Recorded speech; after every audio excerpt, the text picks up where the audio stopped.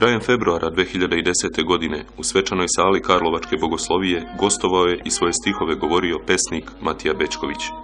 Bećkovićev dolazak u Sremske Karlovce organizovalo je Udruženje Srba iz Hercegovine i njihovih potomaka i prijatelja u Vojvodini, a povod pesnikovom dolasku bila je promocija novog izdanja njegove poeme Bogojavljenje, koju je 2009. godine objavilo Društvo za očuvanje baštine Dob iz Gacka. Razgovaramo sa Jovankom Ivanišević, PR-om Udruženja Srba iz Hercegovine i njihovih prijatelja i potomaka u Vojvodini. Jovanka, reci nam nešto o večerašnjem događaju i o samom Udruženju Srba iz Hercegovine. Pa evo večeras u okviru jedne od aktivnosti Udruženja Srba iz Hercegovine i njihovih potomaka i prijatelja u Vojvodini i izdavačkog preduzeća Društvo za očuvanje baštine sa sedištem u Gacku upriličili smo ovo književno veče Matije Bećkovića gde ćemo promovisati njegovu poemu Bogojavljenje. Matija nam je evo večeras gost, dočekat će nas ovde i pozdraviti i vladika Sremski, gospodin Vasilije, zatim gospodin Dragan Kojić, direktor Narodne biblioteke. Udruženje Srba iz Hercegovine i njihovih potomaka i prijatelja u Vojvodini postoji od 1991. Ono je formirano u periodu ratnih zbivanja u našem zavičaju sa ciljem da se pomogne matici u trenutku koji je naravno zahtevao našu pomoć, jer svi mi koji negde nosimo u sebi svoju Hercegovinu i njene škrte pejzaže i gorštačku krv i narav, prosto smo osjećali potrebu da se odazovemo u takvom trenutku. Po završetku ratnih zbivanja nametnuta su i neke druge obaveze ovoga udruženja, a to je onda bilo zbrinjavanje i pomaganje porodicama nastradalih i poginulih, zbrinjavanje njihove dece, smeštanje u studentske domove, pomaganje prilikom upisa u škole i na fakultete. Sada takođe nastojimo da onima koji će doći i posle nas pokažemo da nismo zaboravili ko smo i odakle potičemo.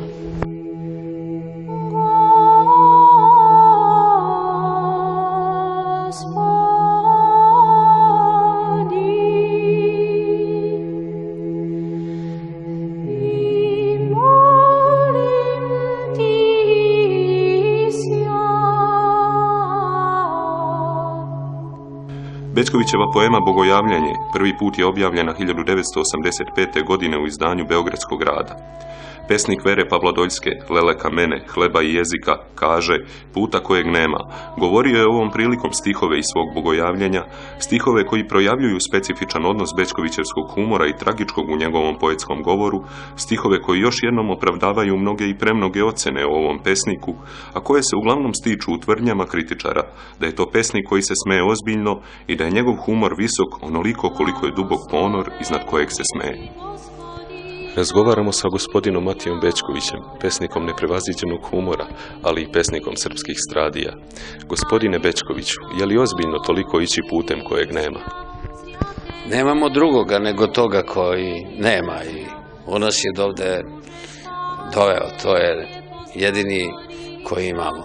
Recite nam nešto o večerašnjem događaju i uopšte o smislu okupljanja ljudi sa prostora Hercegovine, Crne Gore, o smišlju baštinjenja tradicije.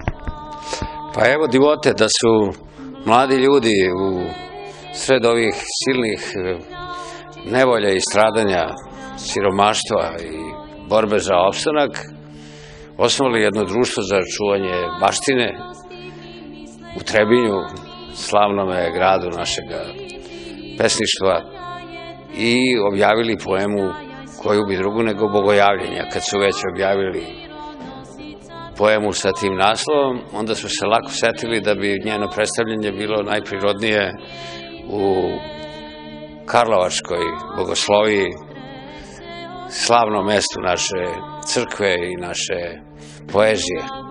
Tako da sa velikom radoznalošću čekam da vidim te mlade ljude koji studiraju u Karlovcima, a čuo sam sve najlepše i o toj bogosloviji danas, kao što je to ona bila i uvek.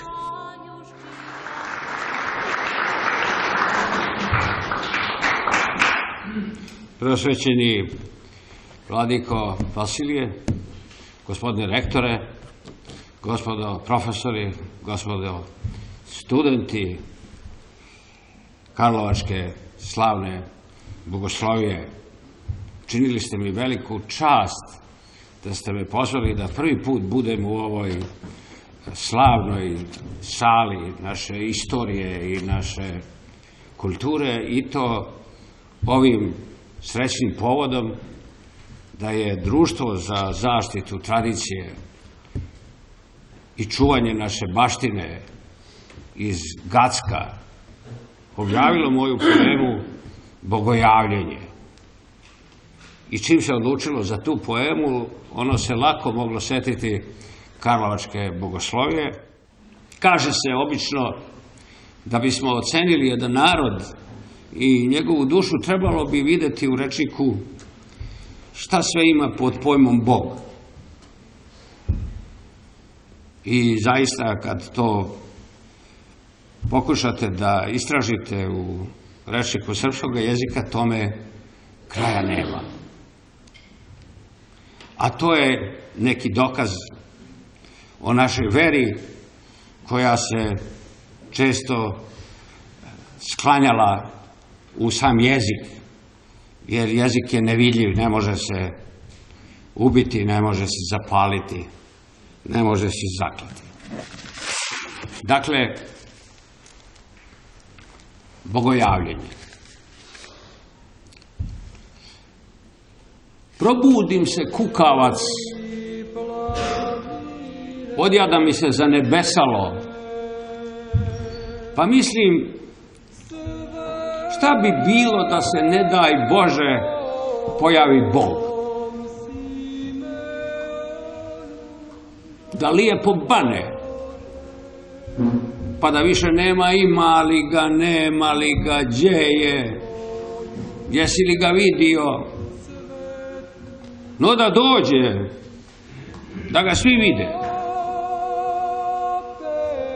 Ako ga ima, drugemu i nema, no da siđe i predstavi se. Ja sam taj i taj, kome je milo znati.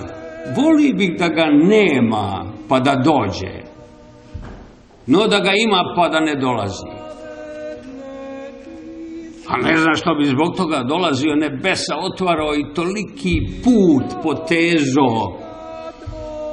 I bez njega znam šta bi bilo, ko da očima gledam. Prvi bi ga, koji svakoga i zadovijek, zaustavio Nenada Šakov s zdravicom. Blagoš mene ko mi je došao. Stani da se poljubimo. Mislio sam, neću te živ gledati. A gdje si dosle ako Boga znaš? Bog dušmanina zaboraviš. Imaš li nam pričati išta iza koga? Ima li iđe ikoga živoga? Šta je s pokojnijem Pirom Takovijem? Gdje mi možemo cio vijek, moći ćeš i ti jednu noć. Večera ćemo šta je Bog dao, nećemo preko toga, pa ćemo a zora u moraču.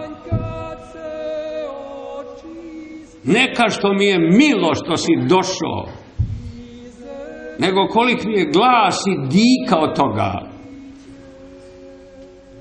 Ala ti vjera pravoslavna. Gdje goj Srbina nek bača kapu uvis. Sami Bog te poslo i naučio. Znao si kad ćeš i kod koga ćeš. Dugo si čekao i čuto, a to ti je bilo najpametnije. No gdje ja Boga učim kad je šta je trebao. Bože ubrani, učuvaj, zakrili kad je Bog njegovo i kad će kod koga će. No zapovjedaj, Gospodaru. A Bog, kao Bog, samo ćuti i gleda. čas prije nam, Bože, duše uze, brzo li se u paklu nađosmo. A nije nam ni bio daleko. Ne zvao se ja Mikonja Prentina, ko sve nijesam znao. Od kada sam oči otvorio, slutio sam, ovo je pakao. Sve o paklu što sam ikad čuo na ovu je zemlju nalicalo. Ako iđe kakav drugi ima, i njega si po njoj načinio. A sad ću ti mrtav reći dvije, barem ovdje ne možeš mi ništa. Nit me imaš još gdje udariti, gdje me prije udaro nijesi. Raj i nije za nas Crnogorce. Ni to dole puta u raj ima. Pakao je naša očevina. Pakao smo, Bože, zavoljeli i u raju za njim bi čeznuli. Šta bi Srbin činio u raju kad nikoga svoga tamo nema? A Bog, kao Bog, samo čuti i gleda.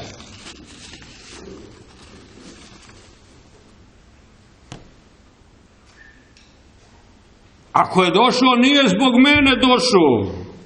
Zagrajao bi nasto, Milete Marušina, kad je ko zbog mene dolazio. Mali sam ja da u to vjerujem, daleko je to od mene i moje zbog čega da zbog mene ne dolazi. Mogao sam juče umrijeti, u malome sam životu ostao, da se i sad suminemo. Šta ću mu ja ako je Bog? Ako nije, ne trebam ni Bogu ni ljudima. Nije Bog ništa čovjek da vodi o meni računa. Kad nije on o meni, što bi ja o njemu? Kad se ja ne ljutim na njega, što bi on na mene? Šta će mu moja briga i vjera? Ko da nema ko vjerovati bez mene. Njemu je sa mnom lako, on je Bog, a ne ja i moj drug. Bez mene nije manji, a sa mnom nije viši. Što bih onda ja noćemo živjeti posad koji dosad? Nije Bog ni ovaki ni onaki. Ako postojite za njega, to je njemu najvažnije. Nikome on ne smeta, to se s njim lijepo završilo. Ne treba nas dvojicu miješati, to ljudi na silu Boga iznavode. Ne zna on o tome ništa. Može bez cijela svijeta, ne bez mene. Ima on svoga posla i društva, ja moga, neće on se u moje trice miješati. To znam bolje od njega, ja u njegove ne mogu i da hoću. On je iznad svega pa iznad mene. Dosad smo se lijepo slagali, nemamo ništa nepodijeljeno.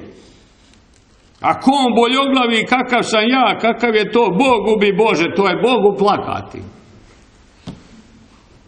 A Bog, kao Bog, samo čuti i gleda. Nek se čovjek ništa ne zareče, da mi je neko juče rekao da ću danas biti s tobom, mislio bi to ne može biti.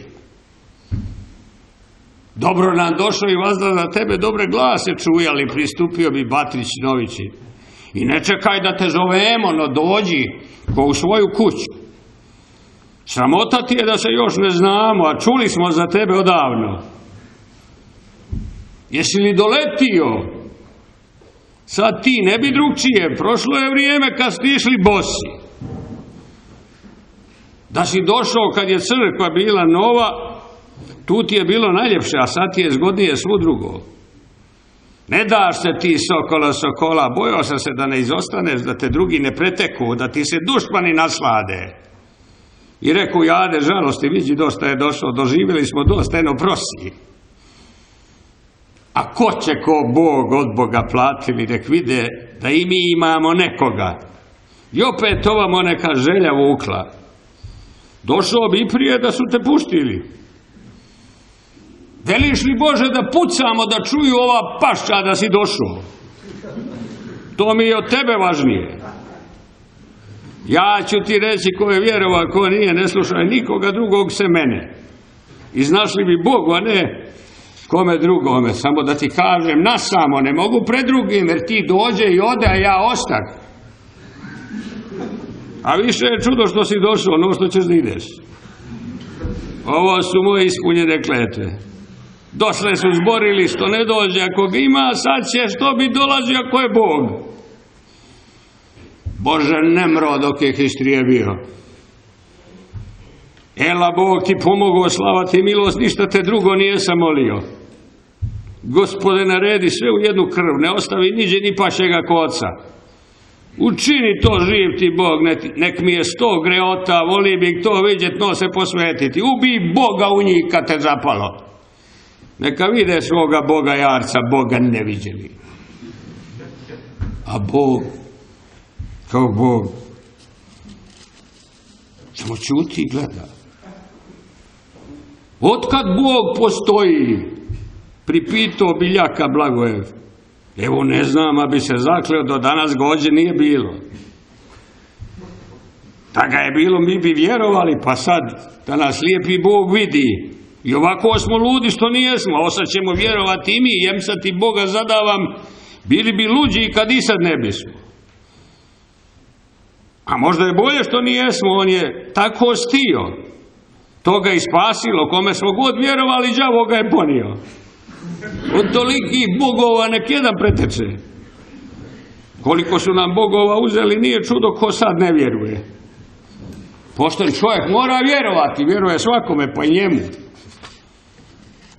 Sad nam je laknulo svima, možemo vjerovati bar u njega. Nego mi on nešto zamišljen. Lakše bi mu bilo da što kaže, dosta je čuto, ništa drugo i ne radi.